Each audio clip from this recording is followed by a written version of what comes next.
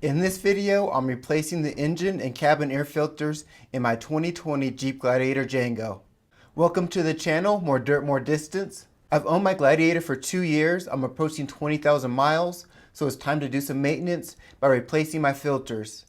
These steps in the filters work with a Gladiator or a JL Wrangler. At 20,000 miles, you also want to inspect the front suspension, the rear suspension, the tie rod ends, and the brake lines.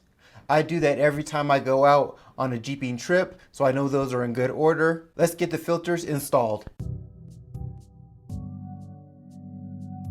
Replacing the engine air filter is suggested at 30,000 miles or 3 years, but a lot of miles have been put in on dusty, dirty roads, so I decided to take care of it sooner than later. You'll need a screwdriver. It can be flathead or Phillips. Your airbox will look a little different than mine. I installed the Mopar snorkel and mounted my solar charge controller on the top. Remove the 4 screws securing the top of the airbox. You want to regularly replace the air filter so your engine can get clean, less restricted airflow, which will improve fuel efficiency, engine performance, and engine life by trapping dirt and debris. Once all the screws have been removed, lift the top off of the airbox. Pull the old filter out.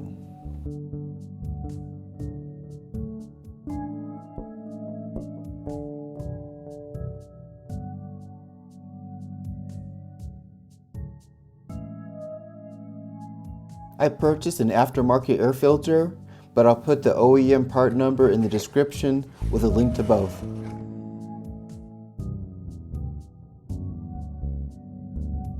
Put the new filter in and put the top back on the airbox and reinsert the screws. That's super easy, takes 10 minutes, $25, and you'll keep your engine running strong. Like and subscribe so you don't miss my next video. Do you regularly change your filters? Let me know in the comments.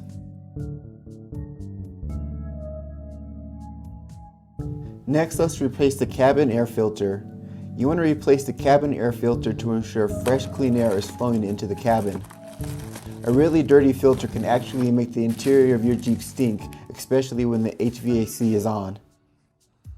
The cabin filter is located behind the glove box. Open the glove box. On the left side is a support brace. Gently lift up on the support until it clicks and move it off to the side. There is a tab on the top that needs to be lifted up.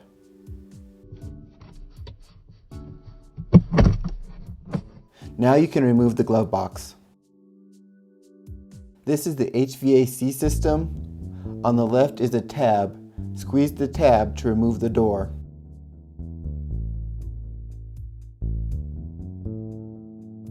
Pull out the filter.